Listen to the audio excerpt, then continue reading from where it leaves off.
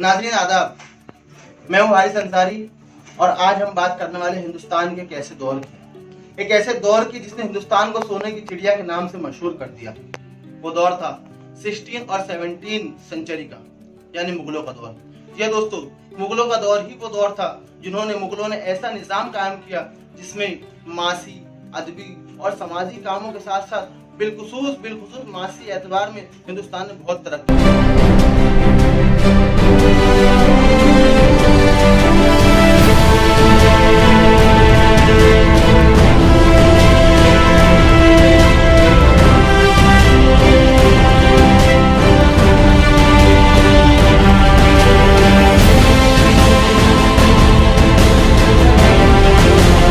इतनी तरक्की की कि हिंदुस्तान को सोने की चिड़िया कहानी जानने लगा।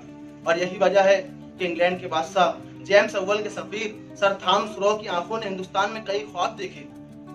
इतना ही नहीं, अगर हम उस दौर के इकोनॉमिकल ग्राफ का मुताला करें तो हम हैरान हो जाते हैं कि दुनिया की आधी से ज्यादा दौलत हिंदुस्तान में थी और आधी दौलत पूरी दुनिया में। इसी के साथ हिंदुस्तान दुनिया की सुपर पावर में शुमार किया जाता था। हिंदुस्तानी आर्मी के पास 15 लाख से ज्यादा सोल्जर्स थे। तो क्या वजह थी कि इतने अजीम हिंदुस्तान पर, अखंड भारत पर मुगलों ने इतने लंबे अरसे तक हुकूमत की? तो हमें जवाब मिलता है, इसका जवाब कि मुगलों की रवादारी और गैर जानिबदारी। जी हाँ दोस्तों, मुगलों ने हिंदुस्तान में रहने वाले दिगर मज़ाहिब और दिगर जात के अफराद को न सिर्फ अपनी फौज में शामिल किया बल्कि अपनी हुकूमत में आला ओहदे पर नवाजा। मिसाल हमारी आज की कहानी के हीरो और आमेर की गद्दी पर 46 साल तक हुकूमत करने वाले राजा राय जयसिंह। जी हाँ दोस्तों, राजा जयसिंह का ताल्लुक राजस्थान के कछवा खानदान से था। राजा जयसिंह का जन्म 15 जुलाई 1611 को राजस्थान के दौसा में हुआ था। राजा जयसिंह के वालिद महासिंह और राजा जयसिंह के दादा मान सिंह थे, जो कि अकबर के बहुत खास मुसीर थे।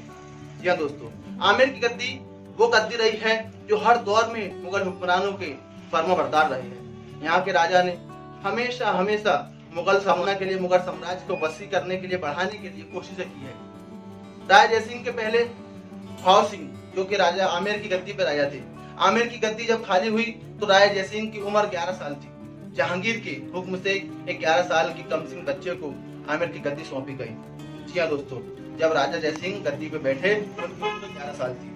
राजा जयसिंह ने 11 साल की उम्र में आमेर की गद्दी संभाली और अपने जीवन काल में, अपनी उम्र में 3 मुगल बादशाहों का जमाना देखा। जी हाँ, आपने जहांगीर और जहांगीर के बाद शाहजहां और फिर औरंगजेब आलमगीर के साथ जंगे की। आपके साथ मिलकर मुगल साम्राज्य को पूरे हिंदुस्तान में फैलाया। जयसिंह की खिदमत से मुतासिर होकर मुगल शहंशाह जहांगीर ने आपको मिर्जा का खिताब दिया और आप इसी नाम से तारीख में पहचाने गए।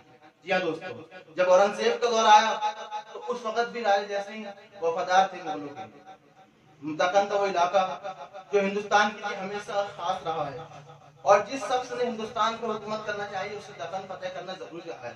और दक्कन फतेह करने के लिए दक्कन का दरवाजा बुरहानपुर फतेह करना जरूरी था। दक्कन में बगावतें सर उठाने लगी। औरंगजेब बगावतों से परेशान हो चुके थे। औरंगजेब ने अपने सिपह सालार राजा जयसिंह को दक्कन की तरफ रवाना किया और राजा जयसिंह ने दक्कन का सफर शुरू किया। और 9 जनवरी 1665 को जयसिंह ने नर्मदा पार किया। 19 जनवरी 1665 को काफिला दक्कन के दिल्ली बुरहानपुर पहुंचा और 10 फरवरी 1665 को ये काफिला औरंगाबाद में यहाँ पूरी तरह ठंडी हो गई। तो औरंगजेब आलमगीर ने राजा जयसिंह को वापस आने का हुक्म दिया। दक्कन से दिल्ली जाते वक्त बुरहानपुर के हसनपुर गांव में राजा जयसिंह की तबीयत अचानक खराब हो गई और इस बीमारी की ताब न लाते हुए इस अजीम सम्राट ने 28 अगस्त 1667 को इस शहर बुरहानपुर में वफात पाई। जी हाँ दोस्तों, राजा जयसिंह का इंतकाल इसी शहर बुरहानपुर में हुआ था और वो सन था 1667 का। औरंगजेब के हुक्म पर राजा जयसिंह के लिए बहुत वसी इमारत बनाई गई।